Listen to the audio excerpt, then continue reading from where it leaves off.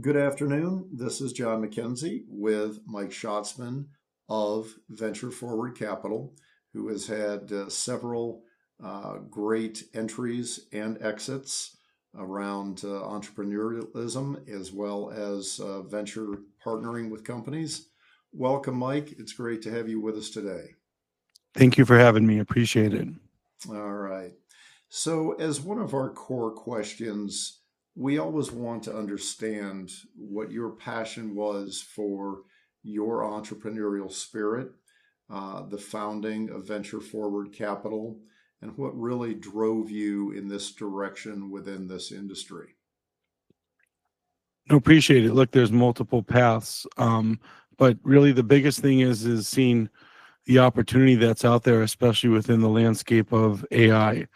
And what people don't understand is the different investment layers of where AI is heading, right? And so most people get caught up in the headline companies that they see on the news. But for us, we kind of took a deeper dive and saw a huge opportunity where this technology is going to be transformative, and it's all about productivity, and you're going to see all these different industries be redeveloped. And so when you see something as powerful as this that's focused on outcomes, not features, right? So like if you look at where the internet era went, it was mostly focused on features, and I think this is going to be more focused on outcomes.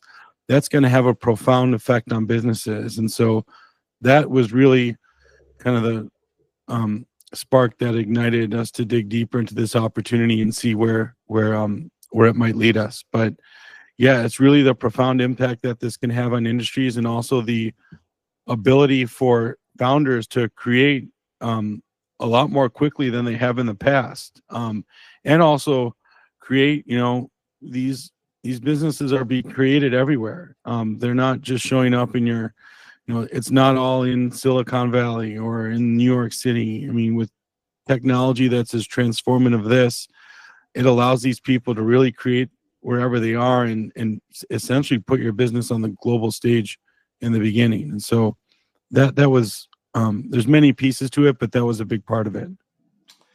Yes, AI does have the potential of changing our relationships, both human and peer to peer, and around specific use cases. Absolutely. In follow up to that comment, Mike, what do you see in terms of the landscape of venture capital and how AI is going to change that? Do you think it's going to be a human elimination overall, or do you think it's going to be like a peer-to-peer alignment of AI and required resources, use cases, funding, that type of thing? Look, I think the way it's AI is sort of, let's call it disrupting venture capital, is the same way. I think people get carried away in some sectors, and you've heard many comments, oh, well, VCs are going to go away and AI is going to do everything. I really have a hard time getting behind that. AI is just making everything more efficient. And so, you see the headlines now in all these companies where they're eliminating jobs, or people that are refusing to sort of, you know, adhere to AI, or at least embrace it within within their company. So the same thing is going to happen really in VC. Mhm. And the human element's always going to be there, right? So it's hard to have, like, the best part of the human element, especially when making decisions, is future thinkers thinking out 10, 15 years. So AI is able to act on a lot of information that it has in the past and help you rationalize your decision making, better use of data. But AI is not going to help you sort of make a plan or strategy. Or it'll give you guidance, but it's not going to make the plan or strategy for the next 10 or 15 years. So the human element's always going to exist. And it's the way it will remake VC is, hopefully we'll remake it. It's more efficient, right? For LPs, maybe less fee structure, more opportunities to get in, and those are all positives. And so I don't think that, like, venture capital and all these other, it's not going to replace every single job that's out there, but it's going to take away jobs, but that's going to also lead to new opportunities as well. And so you're going to see a lot of that. It's just people need to embrace it and then show how it can be extremely efficient. And for instance, in VC, are there firms don't need to hire 100 analysts anymore, right? So there's certain people that you can have, use of data, faster decision making, like that's all positive. But what it's going to do is it's going to speed up the race. And so you have to be fast, you have to be nimble, you can't take too long with decision making. And so people are really going to have to get smart about their business models, because there's someone that's always going to be better or faster than you with the use of this technology. So that's kind of how I see it at a high level. Very good points.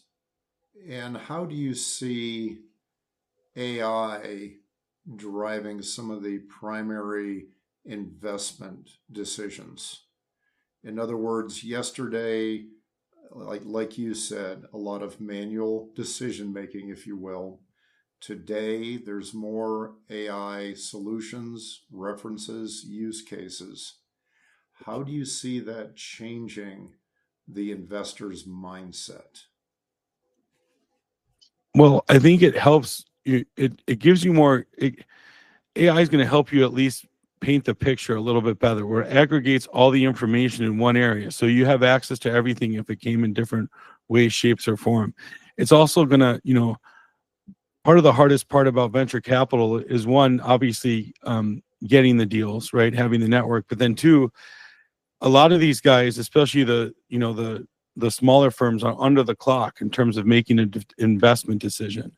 And AI is going to have the most profound impact on emerging managers that get access to deals, but they can use this information to make quicker decisions. Now, they don't need to rush the decision, essentially, but all the data they can get access to quicker, and it's not going to take them 2 or 3 months to organize all the data, run all your reports, and do all your analysis. So that's really where it's going to make the most profound impact. And then once, a lot of human effort will still be made in making those decisions, but it'll also uncover a lot of information that was maybe harder to get, right? Background on these founders, their past history within these companies. So the ability to bring that information forward and really in much faster period of time is immensely helpful for VCs. And look, the landscape could change. That's going to allow some smaller or mid-sized VCs to really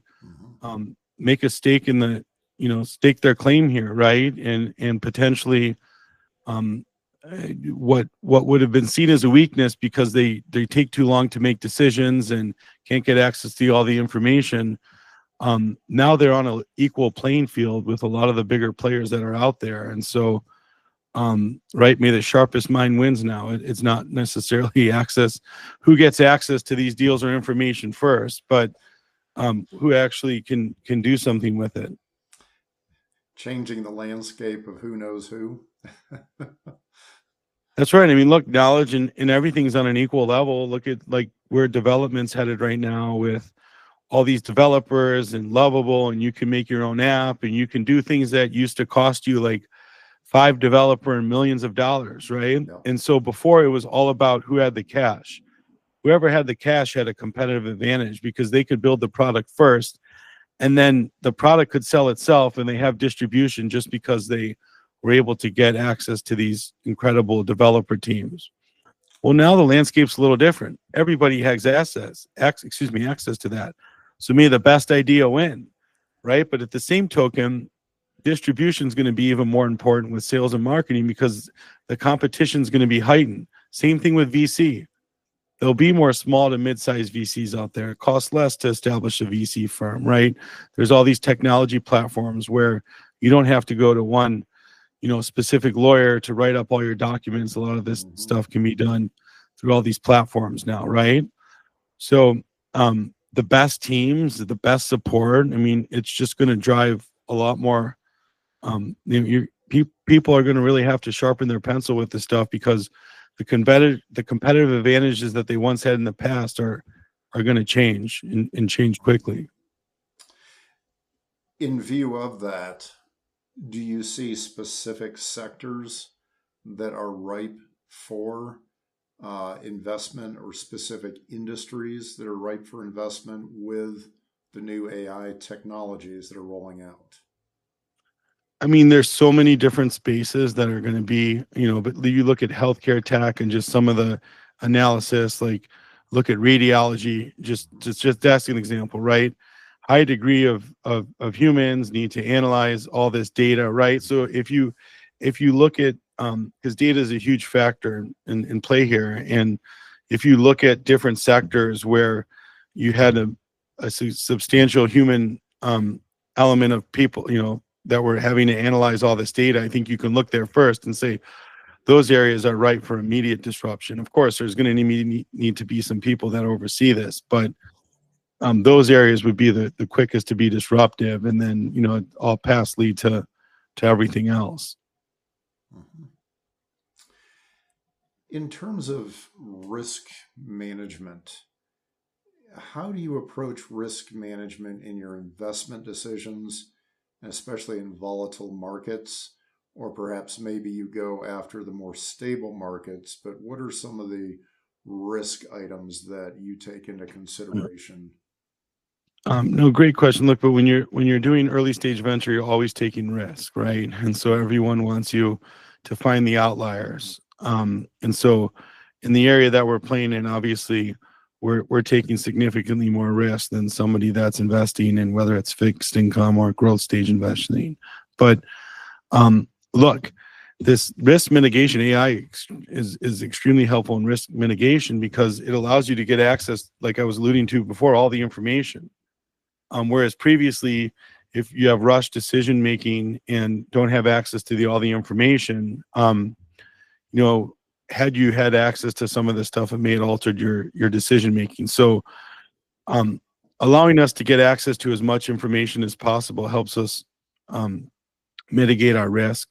But then also, having people on your team, which we do, that are experts in this area that can open up the hood and look at the technology. That's the key, especially as it pertains to AI, because look, every company wants to be an AI company. There's a lot of different wrapper technologies that are out there that are potential ChatGPT plugins, not really customized defensible IP. So that's where it gets a little murky now because, look, it's still so young. I mean, and people think that, oh, AI has been around for a while, but in terms of like a real investable asset class like people are doing right now, it's relatively young. And so that level of expertise is scarce. There are a lot of people out there, but you can see that it's very competitive. You have these big firms, these people are in demand, right? So mitigating risk from that aspect requires you to have strong expertise on your team. You can have all these great ideas and the numbers can look good, especially from the beginning now where you see some of these companies that are being started and in the matter of months are generating revenue that used to take a couple years. Yeah. And so that requires a heightened level of expertise on your team to understand, all right, well, is this real revenue, experimental revenue? I think that's kind of the way that we look at it right now. Perfect. What are some of the major challenges that you see right now with venture capital funding, major challenges within your business? Obviously, we don't want to get into NDA type issues, but what are some of maybe the top three challenges that you see currently? Well, look, it's always challenging to raise capital right now in this type of environment. So it's been that way, ever since, the COVID peak. So you can have some great ideas that are out there, but you also need to have an extensive network where you're able to raise capital because it is competitive. And now it's gotten even more competitive with AI. There's so many different companies that are being built right now that are looking to raise. And so that is definitely a challenge and has to be well thought out, not only just from a VC fund, but also from an entrepreneurial level for some of these founders that are starting these companies. And the second challenge is what I just alluded to, like what's a real long-term sustainable business and the ERR versus the ARR, Mm. right? So these companies are being started, and they're showcasing substantial revenue within their first year. But is that really recurring? Last I checked, recurring is, looking back a year, right? So that's really challenging too in the onset of like how much churn is going to happen within these AI companies. This is like the total opposite of the dot-com era. The dot-com era saw sky high valuations with zero revenue. Now this is seeing great, sky high valuations, but the growth is following, right? And so, but is the growth going to continue to grow at that level? And then, the other piece is, look, you have to have really strong networks to source these deals. Mm-hmm. And founders have to have really strong networks to get in front of investors. So, I wasn't involved in venture capital in that era way back in the day, but, there were the 3 or 4 big VC firms that everyone would go to with an idea, and they would get access, to these first companies, whether it's the a la Amazons, Microsoft. Now the game's changed. These companies are being started everywhere. Mm-hmm. They're not necessarily knocking on the big guy's door first. Of course, the big guy always will get some sort of piece to them in some way, shape, or form. But there's an opportunity to actually,